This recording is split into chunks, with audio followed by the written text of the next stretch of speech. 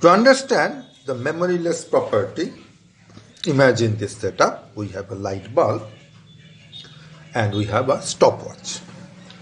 Now what I do is I turn on the light bulb and immediately start the stopwatch at time equal to 0.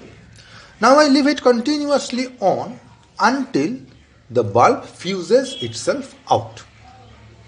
Suppose it happens after say 3 days of continuous burning, and immediately we switch off the stopwatch and see what the time that is shown in the stopwatch. I call it capital X. It should not be difficult to understand that this is a random variable because I have plugged in a random bulb in this circuit.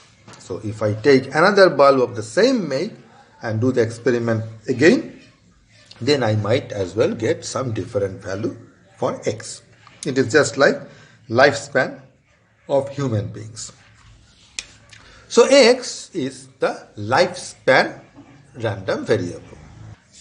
Now there is one conditional probability that is important when we deal with lifespan variables, and it is probability that X is greater than or equal to A plus B given X is greater than or equal to A, where A, B are positive.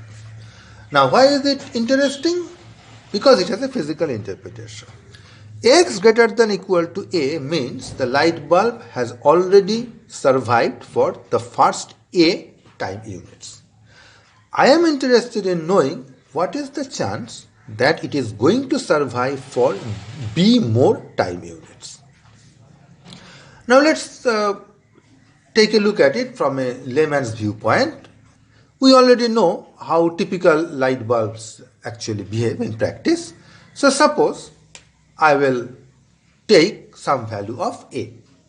A is say 1 hour, and I will take B equal to 5 minutes. So this says that here I have a light bulb which has been on for just 1 hour. What is the chance that it is going to glow for at least 5 more minutes? Now typical light bulbs of course have lifetime much more than 1 hour, so this probability will be pretty high because a bulb which has glowed for only 1 hour is almost a brand new bulb, so there is a high chance that it is going to survive for at least 5 more minutes. Now suppose I take, instead of 1, I make it much larger, 1000 hours, leaving B saying 5 minutes. Now this says I have a bulb which has already glown for 1000 hours. So it is a very, very old bulb. It has been heavily used. What is the chance that it is going to survive at least 5 more minutes? Now this value should be pretty low. It is now going to fuse any moment now because it has already been used so much. So you see, when I consider this thing as a function of A, keeping B fixed, as A increases, this is going down. That is called aging. So it is becoming feebler and feebler with time.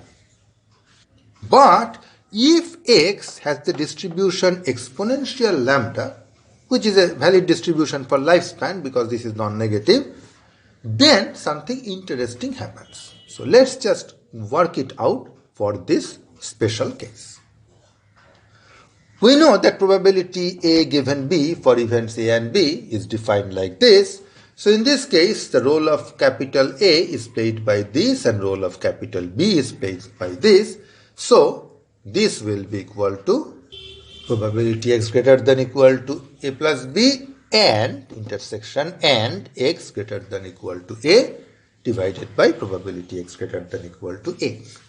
Now remember that B is positive, so out of these two things, this is the stronger condition. If this holds, this has to hold. So I might as well drop this part of the event. That will be the same event. So now upstairs and downstairs we have very similar quantities. X greater than equal to some positive number. So let's work that out in general. In general, for any positive t, probability that x is greater than or equal to t is integral of the density from t to infinity, And if you just carry out the trivial integration, you will find that it is e to the power minus lambda t. This holds for all t greater than 0. Now here you are going to use it for the numerator t equal to a plus b and for the denominator t equal to a to get e to the power minus lambda into a plus b divided by e to the power minus lambda a. E to the power minus lambda a cancels out, leaving, and this is an interesting fact because this is free of a. So as a function of a with b fixed, this will always remain the same number. Which means if a bulb has exponential lifetime distribution, then it has no aging. So its chance of getting fused remains basically the same always. Even if it is very old, it just behaves like a new bulb. Now real life electric bulbs of course do not behave that way, but it is claimed that certain electronic components like IC chips and things like that, they behave like that. They really do not have any age. For them age is just a number. They die only out of some random shock.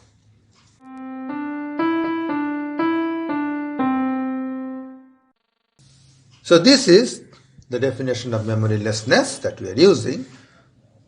This is free of a for all ab greater than or equal to 0. Just notice I have added greater than or equal to 0 in case of just a continuous random variable. It really does not matter. Now we have seen this in our first semester also, and there we saw that if along with this I also put the assumption that x takes values in the set of natural numbers, then x must have a geometric distribution where geometric with some parameter theta. Similarly, if I assume that x has density and takes values in 0 to infinity, open or closed really doesn't matter because I am talking about something with density. In that case, x must have exponential distribution with some parameter lambda. It is not very difficult to show that exponential distribution is characterized by memorylessness. So you can try your hand at that.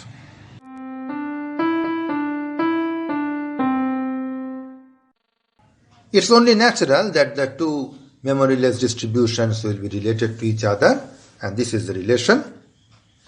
If x has exponential lambda distribution, then show that ceiling of x is a geometric random variable, and you have to find out the parameter of that.